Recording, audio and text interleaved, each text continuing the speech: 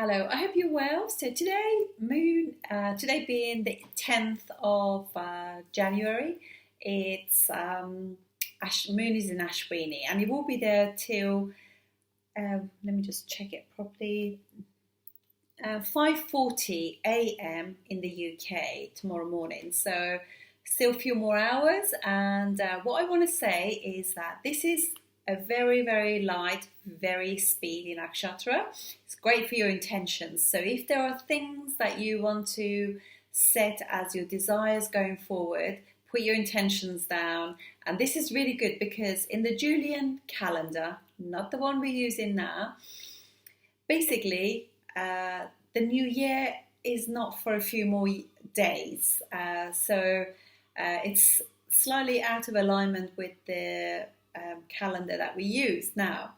So today will be like the 28th, I think, 28th of December. So we still have 3 more days before the beginning of the year. So very good to put your intentions down today. You write them in blue ink on a white piece of paper, which are both colours of the moon, and then you place them in the northwest of your property. Please give gratitude first for all the blessings in your life, and then just in detail write as much as you need for the universe, for the moon, and for Ashwini to speedily give you those up. And don't forget to just be very specific. Like if you want the property, you just put down exactly what you want and ask. Don't be shy about asking about the neighborhood, the size, the space, and the space of the rooms, how many rooms, how do you want it to be, do you want the garden south facing, north facing, all of those wonderful things. And I think when you limit yourself, you don't really get all your desires met. So if you want to be really be like Jupiter, just tell it as it is, exactly what you want. And this is really good for even for love. I'm going to sneeze in a sec. Excuse me. So basically, what you can do also is, excuse me about that. For love, it's really good to because it's not really good to ask for a person, but it's good to ask for love.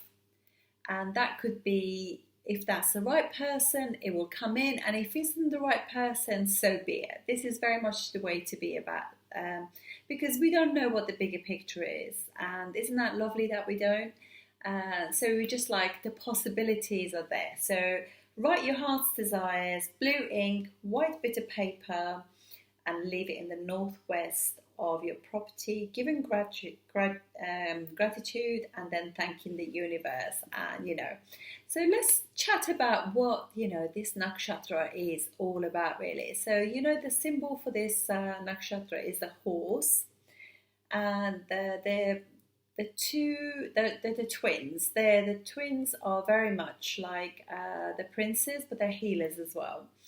So this is a great day to start any sort of form of medication. If you're poorly, it'll speed it through. So I just wanted to just say a little bit about the nakshatra. So it's I did a video actually not long ago about Penelope Cruz. So she is actually her ascendant or something or the moon is, I think it might be her ascendant, is actually in Ashwini. People who have got very specific ascendant lord, moon, or the ascendant in Ashwini, they kind of can portray that. So she has third house ruler Mars, third house ruler Mercury, because she's Aries ascendant, obviously because Ashwini reside in the first 13 degrees 20 of Sidereal Aries. And so Mars has gone into the third house, Gemini, and Gemini ruler Mercury has gone into the first house. So that she's going to talk fast, and obviously this is the this sign, generally speaking, is quite impulsive anyway, but Ashwini is even faster. And the Chariot is actually one of the symbols too. So that there's going to be a speed to get from A to B. So there's transportation. So I remember doing like Ayrton Senna, who is like this Brazilian amazing Formula One driver. He's a Capricorn ascendant. Well, obviously, he's passed away now. It was very tragic. I actually was watching the race as well the day he passed away. It was very tragic. I only really watched it because he was just such a charismatic, such a skillful driver. And I really, after watching that, I lost my appetite for Formula One. Anyway, so he has fourth house in Ashwini. I've forgotten now. I think it's Mars in Ashwini, or first house rule in four. Oh, I can't even remember. So maybe I should just redo that video. And but it is on. It is actually on YouTube. So I might just put the video on here. But yeah, so and it just means speed really. So he was a fast Formula One racer, you know, and it was just amazing how you can't really, you just could really, I think nakshatras, obviously the rashis, the 12 signs are amazing, but nakshatras just give that extra layer, you know. So this is such an amazing nakshatra for just it's quick and it's gentle, and any energy that you put in there is literally, you know, is going to just give you results really quickly. So it has got the power of healing. That's another thing that I wanted to say about this nakshatra. It's just pretty amazing, and it's like you know, it's the star of transport basically. So I guess you can say it rules cars. And K2 is ruled by K2, and obviously, as you know, every there are 27 nakshatras in the 27 nakshatra system, because there is also a 28 nakshatra system, but we're just going to stick to the 27th nakshatra. And the first nakshatra of the Sidereal zodiac from Aries starts with K2 and starts with Ashwini. And as you know,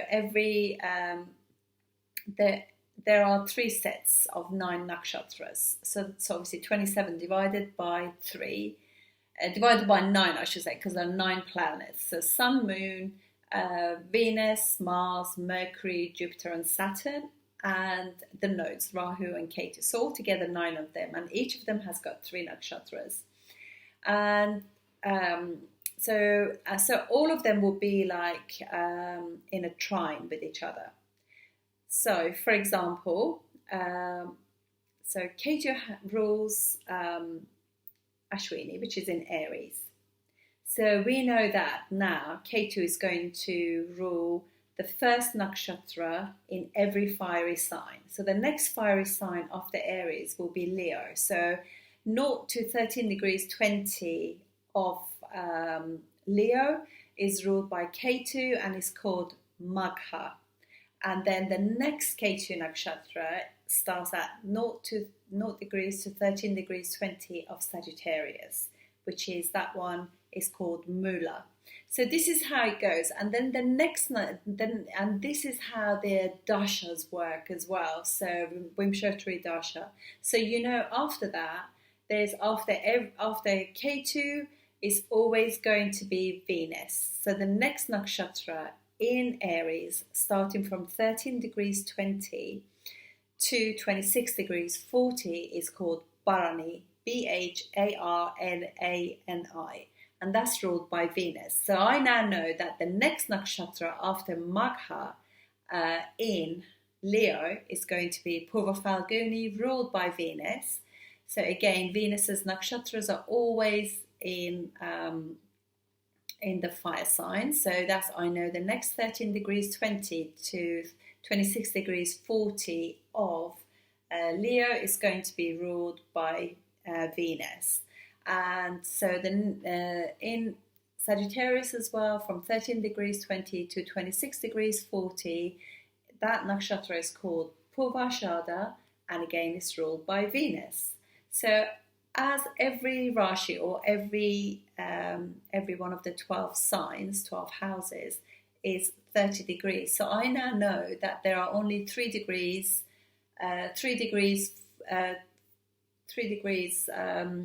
40 left of Aries, and that 3 degrees 40 of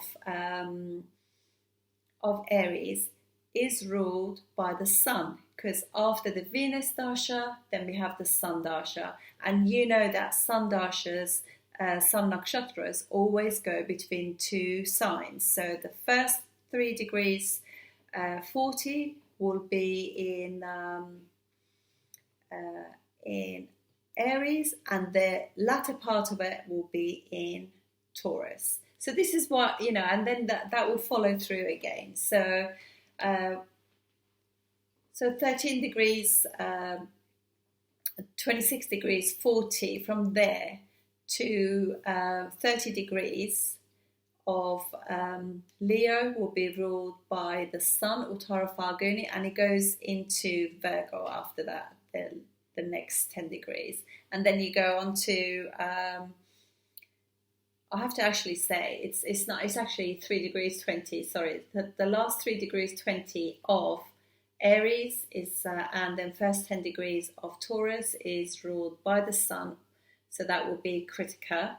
And then you go into last 3 degrees 20 of Leo, and the first 10 degrees of Virgo, Uttara Falguni, ruled by the Sun. And then Sun also rules Uttara Shada, which is from 26 degrees 40 to 10 degrees of, from Sagittarius to 10 degrees of Capricorn, will be ruled by Uttara Shada, ruled by the Sun. So this is how it goes. This is always the format. And as you know, I mean, obviously, I think I need to go into nakshatras a bit more.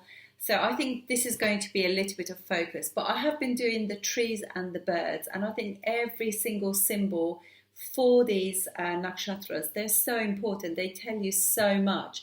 So remember that, Ketu stars from the first nakshatra in every fiery sign is always going to be Ketu. The second one is always going to be Venus, and the third, or the last 3 degrees 20, is always going to be ruled by the Sun. And there are every planet has got 3 nakshatras that they rule, and the Sun nakshatras go from the same as Jupiter's. Actually, Jupiter is another one, but I will come to that. So that you know that this is how it is. Every fiery Rashi or sign is going to have 2 full nakshatras and the first quarter or the first part that they call of the next nakshatra. So I'm going to leave it at that, because otherwise it gets a bit confusing. It's better to see it if I do it on actually on a chart, so it becomes a lot more easy to see. So this is what I wanted to say. It's so important to do the nakshatras. They're so important, and they give such a lovely flavour to what do you call it, to astrology, to the character of a person. And like Penelope Cruz is literally the embodiment of Ashwini, because she even got the nostrils of a horse, that sort of shape, sort of quite pronounced, and she's got the hair, the mane of the horse, and it is really swift, and it's a beautiful nakshatra. So this is really the embodiment of Ashwini that you can see. So anyway, I just mainly wanted you to actually get your intentions out. Really good day to do it. So do that, and I'll do the PDF for this, so we can start learning more about Ashwini. Thank you guys, and Happy New Year to all of those who have joined, and let's learn good astrology. Take care. Bye-bye.